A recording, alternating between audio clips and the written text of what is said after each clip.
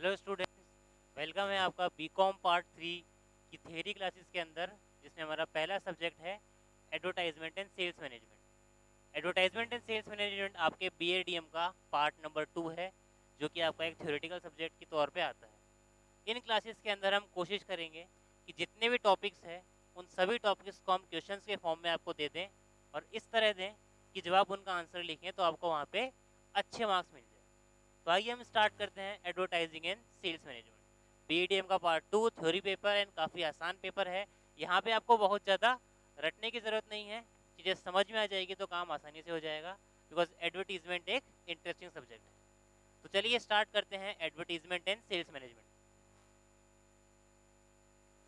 तो जैसा कि हमने कहा, इस सेगमेंट में हम ट्राई करेंगे कुछ इंपॉर्टेंट क्वेश्चंस बनाने का। हमने बहुत ही एनालिसिस से पिछले 5 साल के 7 साल के पेपर्स देख के कुछ क्वेश्चंस निकाले हैं जो कि बार बार यूनिवर्सिटी पूछ रही है और यूनिवर्सिटी के लिए फेवरेट है। उन फेवरेट क्वेश्चंस का एनालिसिस पीपीटी के थ्रू हम आपको देंगे, जिससे कि आपको आसान रहेगा उन्हें याद करना और उन्हें एग्जाम के अंदर लिख के आना। तो पहला ऐसा क्वेश्चन अगर हम स्टार्ट करें तो वो है डागमार अप्रोच। एडवर्टीजमेंट में अगर आपने थोड़ा बहुत पढ़ना स्टार्ट किया है तो आप देखते हैं डागमार अप्रोच एडवर्टीजमेंट में सबसे पहले आ जाता है, और ये राजस्थान यूनिवर्सिटी का एक फेवरेट क्वेश्चन है। एक साल छोड़ के एक साल डागमार वो पूछता ही पूछता है, इसलिए डागमार आपको आना चाहिए अगर आप एडवर्टीजमेंट में अच्छे मार्क्स लाना चाहते हैं। तो चलिए इसको स्टार्ट करते हैं। Question number 1, what do you mean by DAGMAR approach? Explain the rational, proposition and importance. अब देखिए, यहाँ आपको वर्ड्स में नहीं फंसना है। अगर रैशनल बोलते हैं, प्रोपोजिशन बोलते हैं, इम्पोर्टेंस बोलते हैं, सबका आंसर सेम ही है। तो ये बातें लिखने के लिए ही मैंने यहाँ पे अलग अलग वर्ड्स को यूज़ किया है कि चाहे कोई सा भी वर्ड आ जाए आपके लिए आंसर सेम रहने वाला है। हिंदी में देखते हैं क्वेश्चन को। डागमार दृष्टिकोण से आप क्या समझते हैं? तर्क, प्रस्ताव और महत्व की व्याख्या करें। तो आइए स्टार्ट करते हैं क्वेश्चन नंबर 1। डागमार को पढ़ने के लिए सबसे पहले हमें जानना होगा डागमार की फुल फॉर्म क्या है और डागमार का एडवर्टीजमेंट में काम क्या है, डागमार मॉडल क्या है और क्यों डागमार मॉडल इतना इंपॉर्टेंट है, डागमार मॉडल कहता क्या है। डागमार की फुल फॉर्म की मैं बात करूं तो डागमार की फुल फॉर्म है defining advertising goals for measuring advertising results. क्या फुल फॉर्म बताई हमने? Defining the advertising goals for measuring advertising result. इसका मतलब क्या हुआ?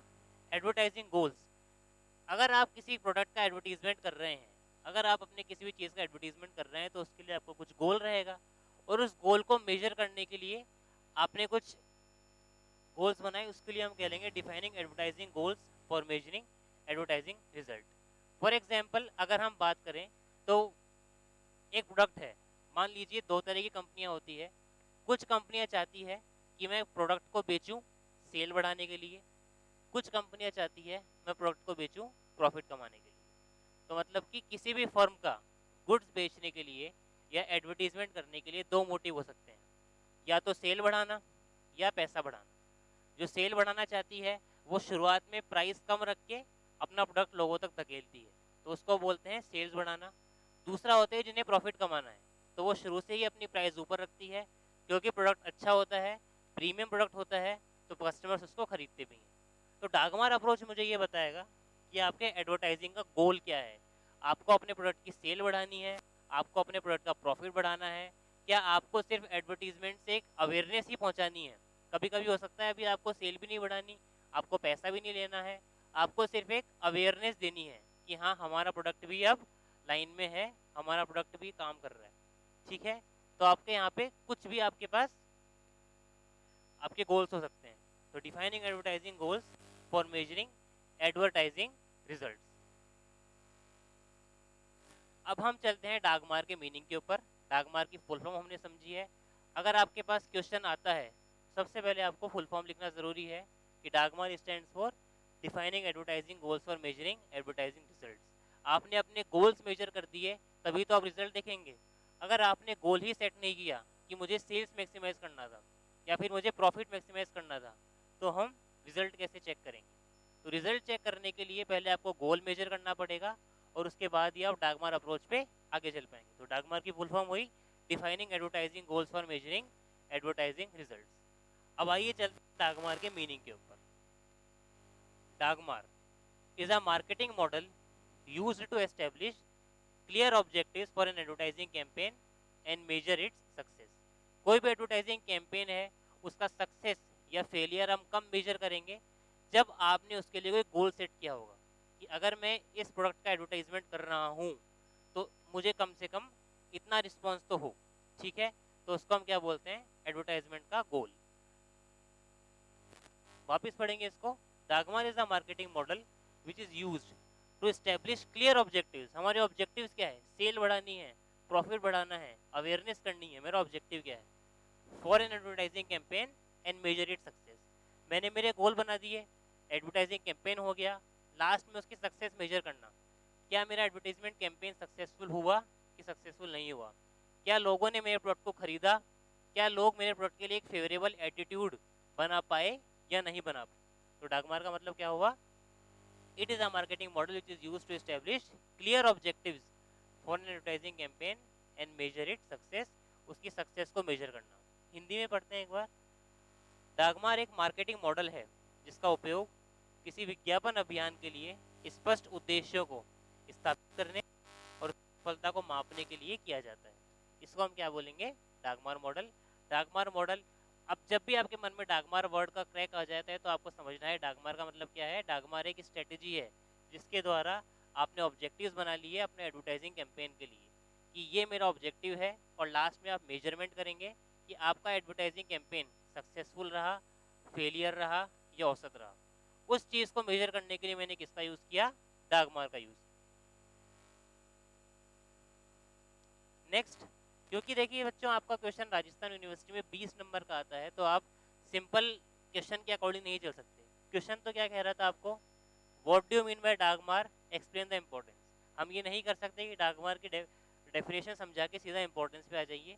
आपको थोड़ा सा उसके एडवांटेज भी बताने पड़ेंगे, थोड़ा उसकी मीनिंग भी समझानी पड़ेगी, बिकॉज आपको उस क्वेश्चन के लिए 20 मार्क्स चाहिए, और 20 मार्क्स चाहिए तो आपको कंटेंट डालना पड़ेगा, और कंटेंट डालना है तो आपको आसपास की चीज़ें भी लिखनी पड़ेगी। तो पहला ऐसा चीज़ हमारे पास आएगी इंपॉर्टेंस या एडवांटेज। अब दूसरी बात कि अगर क्वेश्चन आपके पास आता है एक्सप्लेन द इंपॉर्टेंस ऑफ डागमार या एक्सप्लेन द एडवांटेजेस ऑफ डागमार, तो दोनों में आपके सेम पॉइंट चल जाएंगे, कोई लोड लेने वाली बात। पहला point, basis of advertisement planning process. इसका मतलब क्या हुआ कि आपका जो भी एडवर्टाइजमेंट प्लानिंग का प्रोसेस है उसकी क्या है, एक नींव है, उसका बेस कौन है, मेरा डागमार। हिंदी में बात करें तो विज्ञापन योजना प्रक्रिया का आधार। फॉर एग्जाम्पल जैसे कि हमने बात करी कि हमारा मोटिव था सेल्स को बढ़ाना, सेल्स को बढ़ाना मेरा मोटिव है, तो अब मेरा एडवर्टीजमेंट उस हिसाब से बनेगा। अगर मेरा एडवर्टीजमेंट है पैसा कमाना तो मेरा एडवर्टीजमेंट उस हिसाब से बनेगा। तो पहले बात है आपकी basis of advertisement planning process. दूसरा, measurement of advertising effectiveness. Advertisement मेरा कितना इफेक्टिव रहा उसको आप किस तरह मेजर करेंगे, डागमार के थ्रू मेजर करेंगे। जैसा कि हमने बात करी कि मेरा एडवर्टीजमेंट सक्सेसफुल रहा या फ्लॉप रहा, उस चीज़ के लिए हमने मॉडल यूज़ करा है डागमार, जिसके अंदर सबसे पहले हम कुछ गोल्स सेट करेंगे कि अगर मेरे एडवर्टीजमेंट के बाद इतने रुपए का रिस्पॉन्स आया तो मेरा एडवर्टीजमेंट अच्छा रहेगा। जो आपने गोल्स को सेट किया है उसको करंट परफॉर्मेंस से आप मेजर करेंगे। अगर दोनों में डेविएशन नहीं है, अगर दोनों में डिफरेंस नहीं है, तो आप क्या बोलेंगे कि हमारा कैंपेन एक सक्सेसफुल कैंपेन रहा। इसको हम बोलते हैं DAGMAR model. Third, better relationship between client and ad agency. अब यहाँ आपको दो वर्ड समझने पड़ेंगे, क्लाइंट तो कौन है और एड एजेंसी कौन है। क्लाइंट तो वो है जो अपने लिए एडवर्टीजमेंट बनवा रहा है। फॉर एग्जाम्पल एप्पल को अपने लिए एडवर्टीजमेंट बनवाना है, तो यहाँ पे क्लाइंट कौन हुआ, एप्पल। और एड एजेंसी कौन होगी, एड एजेंसी वो कंपनीज है जो आपके लिए एडवर्टीजमेंट बनाते हैं। अब क्या सोचते हैं कि अगर ये कंपनीज एडवर्टीजमेंट बना रहे हैं तो क्या कंपनी खुद एडवर्टीजमेंट बना रही है। फेविकॉल जाना जाता है अपने अच्छे एडवर्टीजमेंट्स के लिए, तो कुछ एड एजेंसीज हैं हमारे पास जिनके पास हमारे कॉन्टैक्ट होते हैं। फेविकॉल उनके पास जाता है कि मुझे एक एडवर्टीजमेंट बनाना है, थोड़ा सा क्रिएटिव एडवर्टीजमेंट हो, तो ये एड एजेंसीज फिर अपनी अपनी स्क्रिप्ट सुनाते हैं, जो स्क्रिप्ट अच्छी लगती है वो फिर फाइनल होती है। तो रिलेशनशिप अच्छा रहेगा किसमें, क्लाइंट और एड एजेंसी में। कैसे अच्छा रहेगा, बिकॉज क्लाइंट अवेयर है कि उसे क्या चाहिए, उसके गोल्स क्या है, उसको प्रॉफिट मैक्सिमाइज करना है, उसको सेल्स मैक्सिमाइज करना है, या फिर उसको सिर्फ अपने प्रोडक्ट की अवेयरनेस देनी है। वो अपने गोल के लिए क्लियर है और इसलिए रिलेशनशिप आपकी क्या रहने वाली है, बेटर। तो थर्ड एडवांटेज है better relationship between client and ad agency. Fourth, rational use of hierarchy of effects. rational use of hierarchy of effects का मतलब, hierarchy मतलब होता है एक चेन, hierarchy का मतलब होता है चेन. चेन कैसे? जब एक कस्टमर आपका ऐड देखता है तो कोई भी कस्टमर ऐड देखते ही सीधा आपके प्रोडक्ट को नहीं खरीदेगा. आप खुद भी जानते हैं, अगर आप किसी चीज़ का एडवर्टीजमेंट देखते हैं, क्या एडवर्टीजमेंट देखते ही आप उसको खरीदेंगे क्या? नहीं. बस वो चीज़ आपके दिमाग में स्ट्राइक कर गई. जब आप दुकान पे जाते हैं, आपकी पहली प्रेफरेंस वही रहेगी जो प्रोडक्ट आप पहले से खरीदते आ रहे हैं. लेकिन अगर आपको वो प्रोडक्ट वहाँ दिख गया जिसका आपने एडवर्टीजमेंट देखा है, तो शायद एक बार आप उस प्रोडक्ट को देखेंगे और आपको अच्छा लगेगा तो आप उसको खरीदेंगे. तो एक हायरार्की हुई. सबसे पहले आपने एडवर्टीजमेंट देखा, उसके बाद आपने उस प्रोडक्ट को क्लिक किया, उसके बाद आपने उस प्रोडक्ट को खरीद लिया.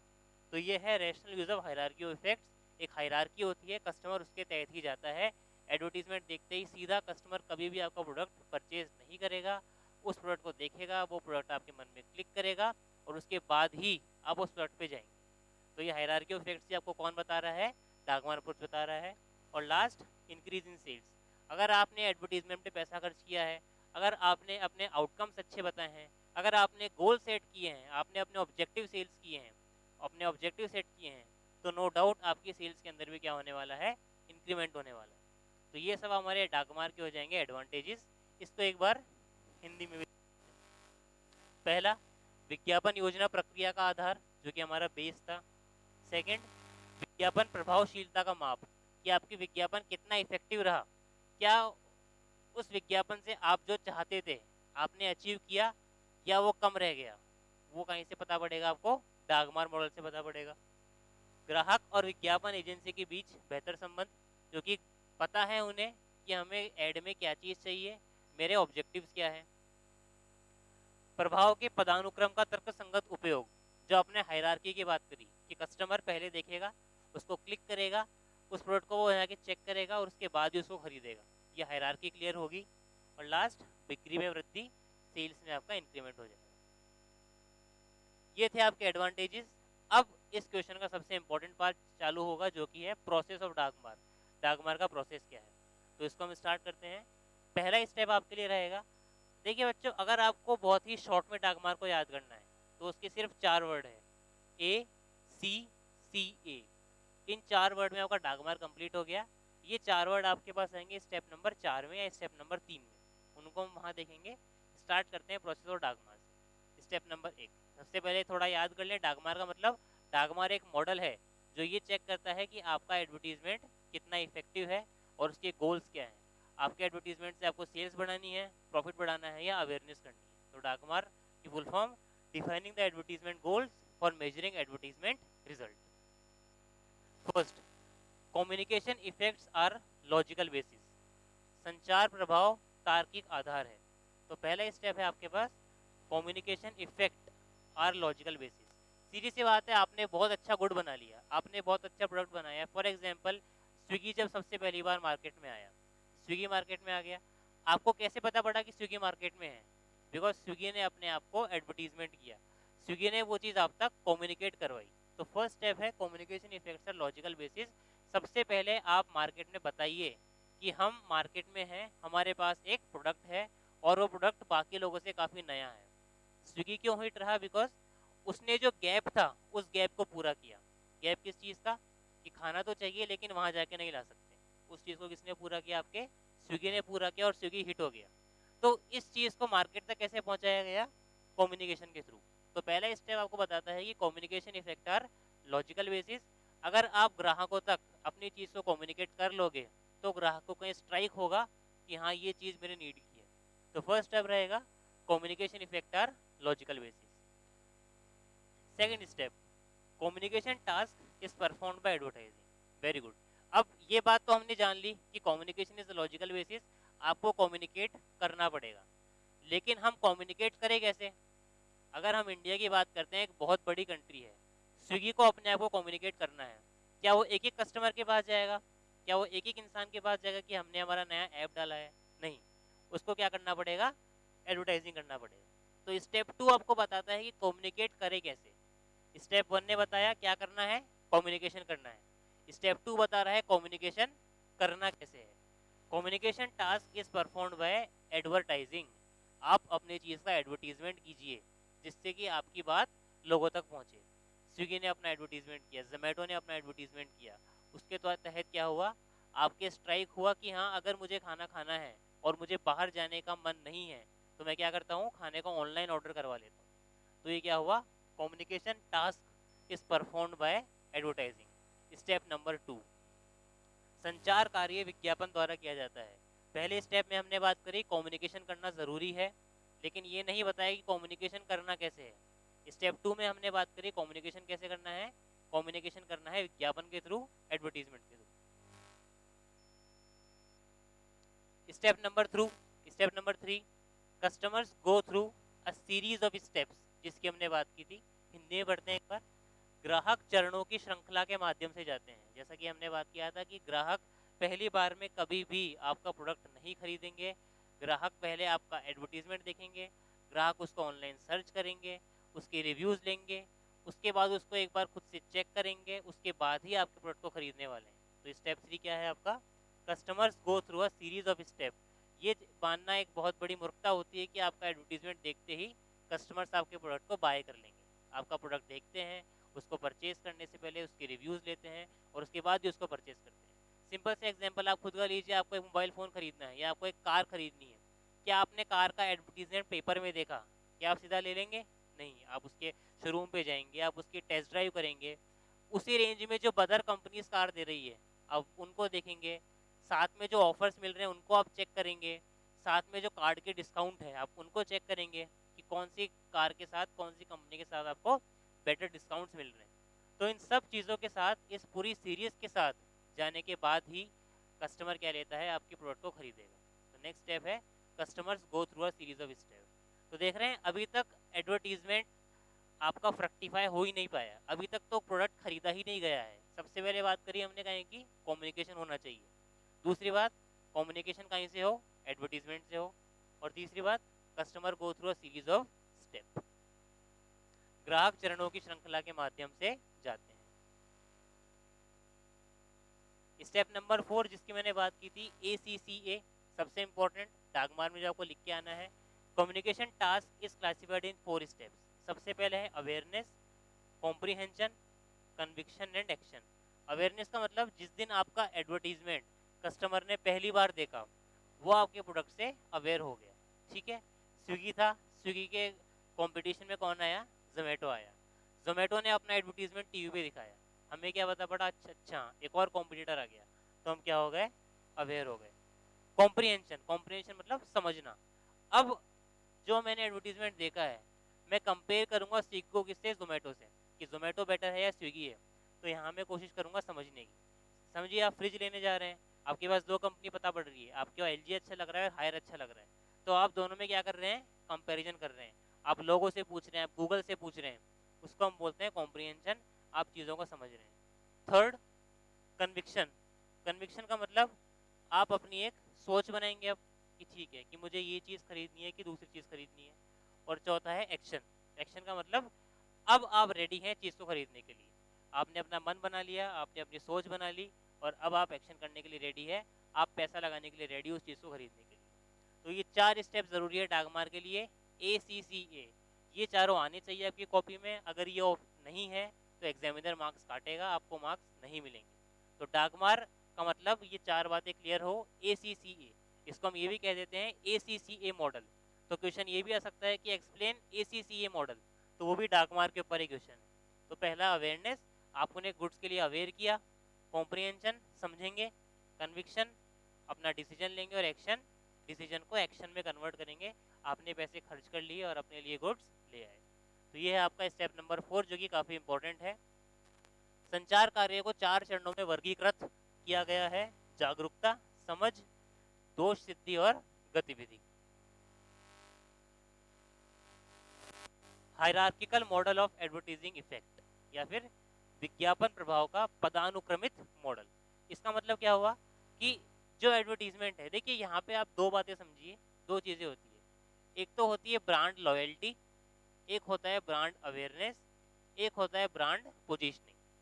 ब्रांड अवेयरनेस का मतलब, ब्रांड अवेयरनेस का मतलब क्या होता है कि कोई एड टीवी में आया और उस एड को आपने देखा, अब आप उस पर्टिकुलर ब्रांड के लिए अवेयर हो गए, ठीक है, जोमेटो का ऐड आया, जोमेटो ऐड आपने देखा, आप जोमेटो के लिए अवेयर हो गए, ये होता है ब्रांड अवेयरनेस। सेकेंड है ब्रांड पोजिशनिंग। ब्रांड पोजिशनिंग का मतलब, अब आपको मान लीजिए 2 दिन बाद खाना ऑनलाइन ऑर्डर करना है, अभी तक आप स्विगी से ऑर्डर किया करते थे, अब की बार ऑर्डर करते टाइम आपके मन में जोमेटो आया कि क्यों ना जोमेटो को ट्राई किया जाए, तो मतलब ब्रांड ने आपके दिमाग में कहीं ना कहीं एक पोजीशन ले ली, तो इसको बोलते हैं ब्रांड पोजीशनिंग। और तीसरी होती है ब्रांड लॉयल्टी, ब्रांड से वफादारी। मतलब कि आपने जोमेटो से एक बार मंगवाया, आपको इतना अच्छा लगा, सर्विस आपको इतनी अच्छी लगी, उनके सर्विस बहुत अच्छी लगी, उनकी रेटिंग बहुत अच्छी लगी, उनका काम बहुत अच्छा लगा, कि आप हर बार जोमेटो से मंगाने लग गए। तो सबसे पहले आएगा ब्रांड अवेयरनेस, फिर आएगा ब्रांड पोजीशनिंग, और फिर आएगा ब्रांड लॉयल्टी। लास्ट में आप ब्रांड से क्या हो गए, वफादार हो गए। तो ये जो चेन की स्टेप थी कि अवेयरनेस, पोजीशनिंग और लॉयल्टी, इसको हम क्या बोलते हैं, हायरार्किकल इफेक्ट।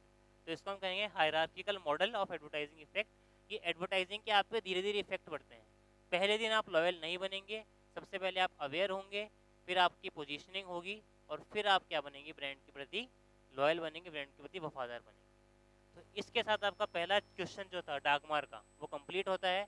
तो डाकमार के क्वेश्चन में सबसे पहले हमें लिखना है फुल फॉर्म। फुल फॉर्म क्या रहेगी, defining advertisement goals for measuring advertising result. फिर आपको लिखना है डाकमार की मीनिंग, जो कि हमने बहुत अच्छे से डिस्कस करी थी। फिर आपको एडवांटेजेस समझाने हैं, दो दो तीन तीन वो लाइन के अंदर, और फिर आपको प्रोसेस समझाना है। अगर आप एक क्वेश्चन अटेम्प्ट कर रहे हैं राजस्थान यूनिवर्सिटी में थ्योरी क्वेश्चन, तो मानिए कि कम से कम 5 से 6 पेजेस उस क्वेश्चन के आप भर के आए, और अगर आप इतना लिखेंगे तो ज़रूर भर जाएगा।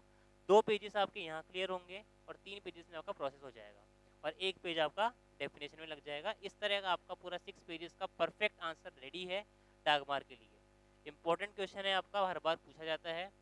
अब इस वीडियो के जो दूसरा सेगमेंट है उसमें हम एंटर करते हैं, जो कि आपको बताता है कि how to score 20 on 20 in theory. Students के डाउट रहते हैं कि सर याद हो गया लेकिन लिख नहीं पा रहे, कुछ बोलते हैं याद भी है लेकिन समय कम पड़ रहा है, कुछ बोलते हैं याद कर लिया लेकिन वहाँ पेजेस कम पड़ रहे हैं, कुछ बोलते हैं पेजेस बहुत ज़्यादा है, 7 पेजेस का आंसर तो हमने आज तक ही नहीं लिखा, कुछ बच्चे कहते हैं कि थ्योरी याद ही नहीं हो रही, कुछ कह रहे हैं कि थ्योरी लिखना नहीं आता, और इस कारण आप थ्योरी के अंदर मार्क्स नहीं ले पाते।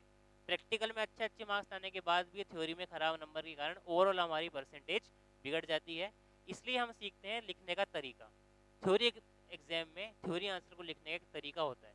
अगर आपको सब कुछ आता है और आपने सब कुछ लिख दिया, तो भी कोई गारंटी नहीं है कि आपको मार्क्स मिलते हैं। बिकॉज आप खुद सोचिए, बीकॉम फाइनल में इस साल 10 लाख बच्चे बैठेंगे, आपकी एडवर्टाइजिंग की कॉपी जैसे 10 लाख कॉपियाँ और एग्जामिनर के सामने है, और सभी कॉपी में डाकमार का सेम आंसर है, सबने ऑलमोस्ट ऑलमोस्ट सेम ही लिखा होगा। 20% को छोड़ भी दो जो कि पढ़ के नहीं गए, तो 80% ने तो ऑलमोस्ट आंसर सेम ही लिखा होगा। अब उस 80% के अंदर आपको अच्छे नंबर क्यों मिले, आपको ज़्यादा मार्क्स क्यों आए, आपने ऐसा क्या लिखा, आप उसको किस तरह प्रेजेंट करोगे, उस पर डिटरमाइन करेगा आपके अच्छे नंबर। और अच्छे नंबर लाने के लिए आपके पास कुछ ट्रिक्स आपको आजमानी पड़ेगी। पहला है step 1, fall make a table before starting a question. आपके क्वेश्चन को स्टार्ट करने से पहले एक टेबल बनाएंगे आप, और उस टेबल के अंदर आपके आने वाले क्वेश्चन की एक अनुक्रमणिका होगी, एक इंडेक्स होगा। जैसे कि सबसे पहले हमने क्या एक्सप्लेन करा यहाँ पे, मीनिंग ऑफ डाकमार। तो आप टेबल में लिखेंगे सबसे पहले यहाँ पर कि मीनिंग, कि सबसे पहले मैं क्या समझा रहा हूँ, मीनिंग।